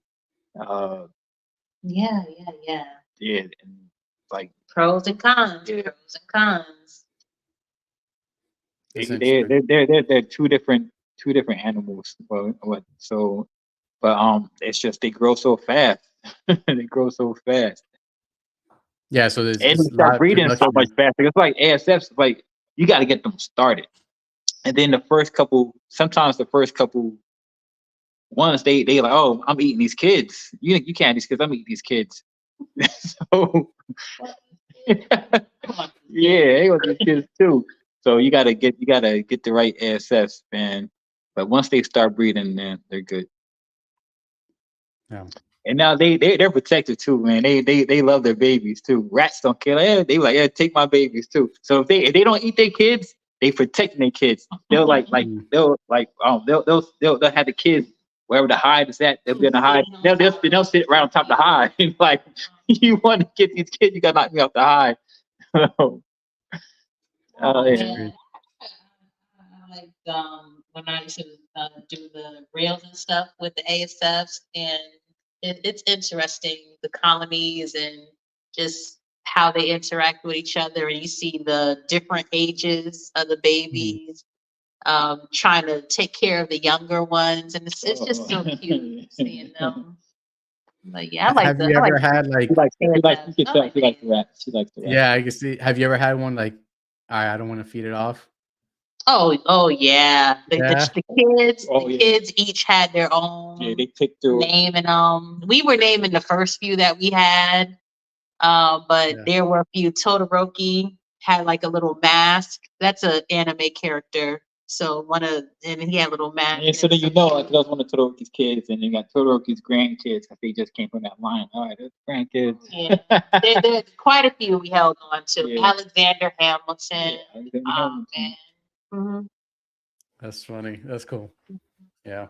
You see, and I think that's another reservation I have with like breeding mice or ASF with like my daughters. I feel like there's no way I would be allowed to feed one off. Like there would be a fight. They make these little things. Oh, your feet, like, they make these little comments sometimes, but they know what it is. They know what it is. Our kids are old enough to understand a circle of life, and it's fine. But they still do take a liking to one or two. Yeah, that's cool. But the rest are food. Yes. Yeah. One topic that we didn't touch tonight talk about was your YouTube channel, right? Like we mentioned it, but we didn't really get into it. And what's it called? What I know, Keysha, did you start the YouTube? Did you get like the YouTube channel just as a placeholder, or was this like later on? Yeah. Yeah. I said if we're gonna stick with this name, let me just get it all. Yeah. And we did a couple of videos, 2 or 3. I think we had 3 videos. We did this a walkthrough of Daytona. That really she did talking on it because I didn't want to be on the camera. Yeah, it was. And we had a mask on too, so yeah. But I still didn't want to be. I still didn't want to be from the camera. So I was like, he was running. I was chasing after him. Yo, she's dead ass too. I say something like, all right, and I'm out, and she would come back like, damn, and she's still fighting with the fucking camera. Yo, bro, because like most people don't notice. Like I always been like popular and stuff. So people always like had lots of friends and like a lot of attention shit. But I don't like attention. People don't even believe it. I was just growing up like, oh, they go. I'm like, nah, I don't like it. I don't like it.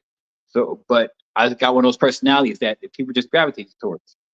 But I still don't like attention. So I didn't want to do it. I didn't want to do none of this. I had to do it to make the videos for the homie Gershon, and then I felt like I started liking it. Like, oh man, this ain't as bad as I thought it was going to be. So then it became a whole thing. That first show we did was so nerve-wracking. I was pouring just sweat. Yeah, she was. Oh my god! Yeah, I didn't come down to like literally last second. I'm like, yo, we about to go live. We get interview like when she came out, she was on, and then bro, I was talking, and I was like and it's crazy because like I always had I hate. Like I said, I've been in management since I was 19. So I've always had to do meetings and stuff, and I always hated it with a passion. I hate talking in front of people.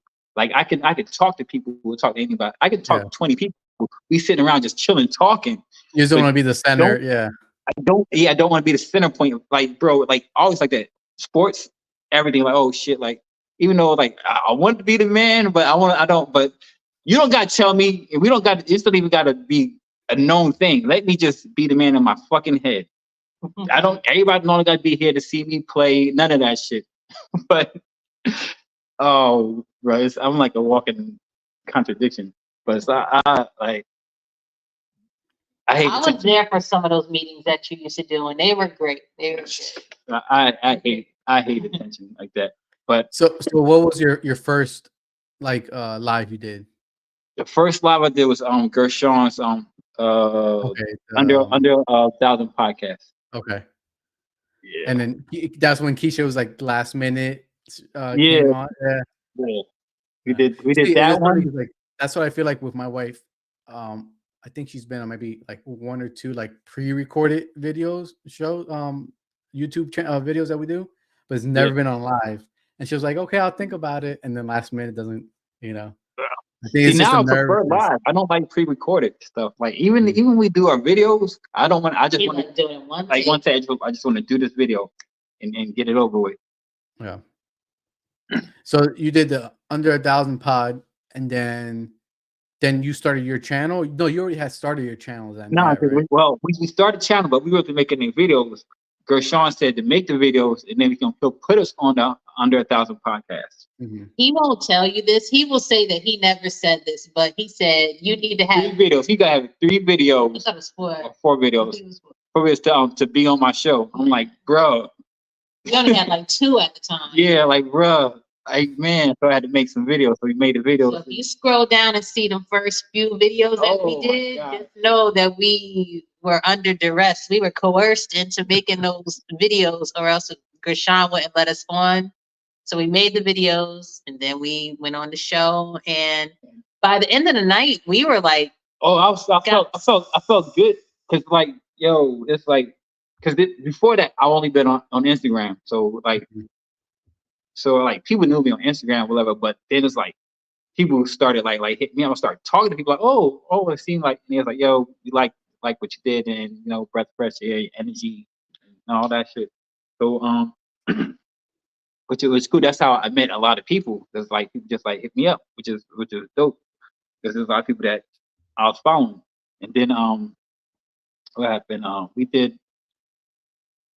That's what my friend Jessica was telling me. Jessica Ozark was like telling me about other podcasts and stuff. So, on YouTube. I really didn't know didn't know stuff existed. I just saw like Gershon shit. Like, oh, he put people on videos so I know people see my face. They can buy my snakes. But after that opened my eyes up to all the different people on podcasts and stuff. And that's when I found the real snake community, because homie Jessica's like podcast, YouTube podcast, and then we did like 2 more different people shows, and then we did my homie Kurtwood show, and we did BPL show, Ball Python Love. Yeah, we did his show a couple times, and he was like, he wanted to do a show on our channel. I'm like, show on our channel? Like, our channel don't even do shows like that. Yeah. So when he said that, and it was like, maybe we can do a show on our channel. Like the next week we did Boston thing. It was just like I was sitting there and I was thinking. I hit a couple people up, like hit Wiz up, Wiz Constrictors. We was cool by now. And I was like, yo, I got this idea. I'm gonna do this. And I was like, Pat Dragon. So like, yo, what y'all cats think, man? I got this idea. I'm gonna bring the community together. I'm like, we all should just like be like one community. We help each other grow and all this shit. And he was like, yo, that's a great idea. Do it. And shit, the rest was history. Yeah. So, and now how many years you guys have been on YouTube now? Like 2 consistently? years. 2 years. Oh yeah. The last hair down was on, right? It was 2 years. Yeah. Yep. We started on YouTube December. Like we started in September. We started on YouTube in September of 2021, and then December 4th we did our first live. Then we did that was Balls and Things, and then New Year's Eve we did hair down. We got our first hair down. Wow. That's what's the what's like the not a secret, but like what keeps you doing a show every Wednesday, every Friday? Because hair downs go, for many hours. Like how do you pull that off, man? It's for people, man. The people, it's for the community. It's for them, and they want to see us. They want to learn. They want to hang out and shit. I like hanging out with people too. So that shit I do it for the people. Like, bro, I can tell you because I'm sure like sometimes you're like, oh man, I just don't feel like it. He has not missed an episode. There's been instances where we were running late and would have to start the show in the car, so he does not. I'll figure it out. He'll figure it out. I'll figure it out. I had Ray to do the show one day. Have a few of those. We had a work party, so I had Wiz start the show for me before, and Derek. We had technical difficulties at an Airbnb during. Oh yeah. So all the stepped in for us, so we make a way. We make a way, and we got people behind us and around us who are willing to help. So yeah, I know how I feel. Like you like shows that you I look forward to seeing like some podcasts. I used to watch a lot of podcasts. So like, man, it's not on tonight. Like, damn, why are you not on tonight? I'm not gonna be that guy. And I always been like that though, man. I'm doing something. I'm gonna do it. I'm gonna give it my all. I don't see. I'm like that with work too, man. I don't want to miss a day of work. Not because of like, oh, miss work, because the way it affects somebody else. You know what I'm saying? Like, man, let's put more work on somebody else. So who knows? Like scale success tonight might be somebody's outlet. Somebody, oh, they really before they had a bad fucking day, and they know, all right, I'm tuning in this. That would make my day. You know what I'm saying? So it's like the effect we have on people. You got to cherish it. You got to honor that. So Yeah, people expect it. So I'm gonna be here as long as I can, as long as it's in my power. I'm gonna keep doing the show. Yeah, no, and I know exactly what you mean. Like, after a long day of work, with kids and this and that, sometimes you're like, okay, I got to do this podcast tonight. But you turn that computer on or your phone on and you jump on, right? Like it's part of it at this point. Like, to me, one of those biggest things was like the commitment. I committed to, like, the community every, to, and that's you take commitment, and you got the sponsor. I got the sponsors. Like, yo, now I got a sponsor. You owe it to everybody. And then the thing people don't know is it's work to this stuff. Still, it's like work behind the scenes. Like, you got to do those background, you do all that stuff. You got to come up with these questions every freaking week, and everybody's different. So you got to come up with questions for everybody this week. And then on Fridays, man, I gotta like, and then like, and still. And with me, like hair down and all that stuff that we do, it's managing people. You got different personalities. You gotta work with and everything. It's like it's a lot of work. Yeah, but like hair down. When I first saw hair down, I thought it was one of like the coolest things ever. Just sitting there and hanging out. It was like you said, just a bunch of friends talking snakes, talking about other life and stuff like that. So it was cool. It was cool, and I'm glad I've been on there too. So I really like that platform. And anything new ideas or anything that coming for your channel this year? Yeah, it was it's something that we was working on before, but we was doing them in Florida, but we're gonna do it better. It was like, we do the walkthroughs, but it was another show that we're doing that we're going to be doing more walkthroughs that we're just going to be at different breeders' houses, just house facilities, and that's going to be like a third type podcast that we're just like on the road. We're still working on it. It's not anything finalized yet, but we have a few ideas that we're working on. Keep some. Cool. Yeah, because I think I think that's now doing. I think in March. Yeah, March will be a first one full year of doing the podcast, and then this January is a full year of doing just the YouTube stuff, and just like looking at stuff and watching other people. It's like it's always evolving, right? Like it's always changing, and you have to add new stuff to keep people interested and adding new people, to be able to watch your channel.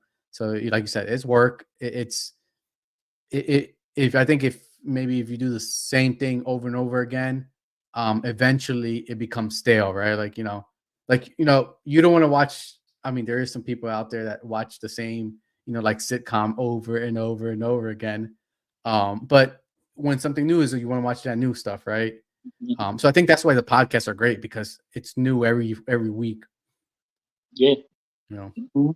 It is. It's a different feel. So that's what I like about like Fridays too, because there's some of the same people there, but then we got somebody new in there talking, and the conversation is always, it's different stuff that happened throughout the week. It's still gonna be different stuff to talk about, and it's like, and then you get the thing is like it's cool. You get to see people's personalities. So you can't help after being around a bunch of people, you're eventually gonna come out the shell. People that shot it will come out the shell. They're going to be part of the conversation. You get to see how they interact with other people, and then different subjects, different mindsets on the same thing, but how 5-6 different people see that thing.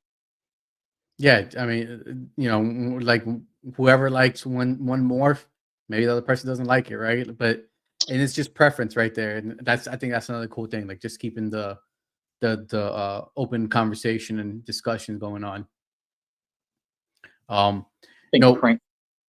We're gonna start wrapping it up. Any other topics that we didn't cover that you guys wanted to mention on, or anything that's going on with you guys that you guys want the viewers to know within the reptile world? We're going to get back to making videos. We've been slacking making videos, so sorry. We're going back to making videos. Terry's gonna do a rap. It's like we started doing videos. We were doing videos like we were doing videos every week. But then I don't know what happened. Life, man. Life happened. Life happened. Oh, another thing, another series you guys have that I really enjoy watching. Was it Just Pippin? Just starting to Pip. Yeah, that's really cool. I like seeing the younger, the kids and stuff like that, really get involved in it. Yeah, this movie just it's really. I'm gonna step back up this year. The movie really threw me back a little bit. So that's when I only had the one. Shout out to homie Jose. I see him in the chat too. That was the last one we did. Him and his kids. Yeah, I watched them. I think I like watching the kids talk about reptiles, because they know so much, and their point of view is so different from us. That's wow. I wish I knew what they Damn, these little kids, man. Yeah. Oh my god. So I'll tell you, a story about the person that thought you can create visuals with one head and a normal. I was talking to one of my reptile friends in the car on the way to drop off, or pick up my oldest daughter. So my little one was in the car. My little one's now 8. She just turned 8 in earlier January, and she goes in the background. She goes, that's just gonna create normals. I go, I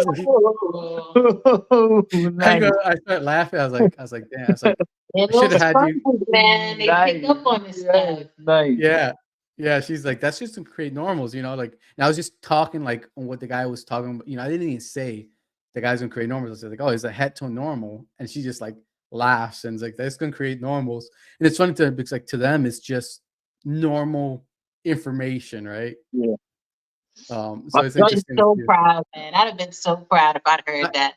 This is my son's first breeding season. He started on collecting damn it 2 years ago. A lot of I gave him a lot of snakes too. I was especially my first couple clutches, man. I gave him some of the babies and whatnot.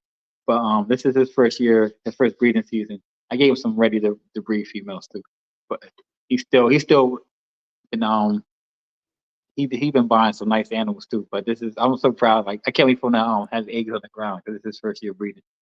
Yeah. No, I think having for me, having my daughters involved and really seeing how excited they are about it, it makes it even better. So I think the breeding season's, I think, the favorite part of everybody, that's really into the reptile stuff. And because our hognose going to brumation for 2 months. So when they go in, after a couple of weeks, they start asking, all right, when the hognose coming out, when they're coming out of brumation. Today, you know, I was dealing with, like I was telling you, trying to figure out this internet stuff. We were supposed to pair back up some males and females, and we didn't get to do it because I was trying to figure out the internet thing. But my little one was like, I want to help pair out some stuff. You know. Oh, that's nice. Yeah. Yo, my youngest son, I gave him he got a pet snake. I gave a pet snake. I gave one of my snakes. But he is not interested. Like he loves the snake. He takes care of the snake. He feeds the snake. But I'm like, you want another snake? No. Like, you sure you don't want a snake? No, I'm good. No. Like, Yeah. Yeah. like That's come funny. on, man. It's like, come on, this is a family, you know, event. Yeah. Everybody's got to participate. Yeah. That's funny. But the That's oldest funny. man, his mother told me, stop. Oh, you don't give him no more snakes. Like, he buying his own snakes too. Like, don't give him no more snakes. I wish, like, damn, here, take this snake. For real, for real. Do you get those? Are you getting like a lot of phone calls from him asking you, picking your brain and stuff like that, or he's got pretty much down packed? Oh, he's good. He's a teacher too, by the way. Okay. He's a smart kid. Yeah, he's a teacher. This is Very self-sufficient. yeah. He's a great kid. So yeah, he do his research on everything. So he's good. That's cool. That's cool. Well, you know, hopefully he has a great first breeding season, and you know, make you proud and hatch out some really cool stuff, man. Yes, sir. Yes, sir. That's really cool. You know, and before we sign off, again, I just want to thank you guys for taking your, you know, your date night to hang out with me. You know, I wish my wife would have made it out to hang out too. You know, we'll try to get her on the next one. It's just like we go out Tuesdays night, but it's fine. It's cool. That's like a lot of people like they're free on Tuesday, like, oh, Tuesday, and like Tuesday, that's our night, that's me, Keysha night. But No, I think that's cool. You know, having that date night, it's important. You know, as you know, being married. Things have been like I forgot back when we didn't have those nights, and it was hard. It was so hard because like he's on this show, he's on that show. I was working different days, this and that, and we've gotten into a groove, and then we've been in it so long, and it's comfortable. I forget when we needed to make sure that we had that date night. So now that we have it, we can spend a day like this. I'm not going to get mad, or we're not going to be like, oh, we haven't seen each other. It works out. You got to find a way to make it work. Yeah, I agree. I mean, my wife and I, we have at least once a month, you know, with date night and stuff like that, and it makes a difference. So like I said, thank you again for guys stopping by. Everybody that's watched, make sure you subscribe, hit the like button. Their link is down below. Their link tree Keys Constrictors is down below too. So make sure you go and follow them on social media and subscribe to their YouTube. And the last question before we sign off is to both of you is, if you guys had the attention of the whole world, what would you guys tell them? What would be your message to the world? Oh, my message would be, man, send those flowers out to those people in your life that you know you will miss. They were long ahead, man. Tomorrow is not promised. 5 minutes from now is not promised. So please, please, please get those flowers. Let people know how you care about them. Don't wait for a tragedy to come out to let people know you care about them. You never know what's going to happen. Oh my gosh. I never thought of what I would say if I had the attention of the whole world. Oh my gosh. That is, I'd say, hey, everybody, be nicer. I don't know. Yeah, I don't know. Just, oh my gosh, so cliche. But if I had the attention of the entire snake community, the snake world, I'd say that, you know, it's all for the love of the animals. And if we keep the love of the animals first, then everything else, I think, falls into place. That's it. Not bad. Good. All right, guys. Thank you so much. Thank you, Anytime, Thank you, Keysha, for taking your time. And good night, everybody. Thank you for joining us tonight. And we'll see you guys on the next one.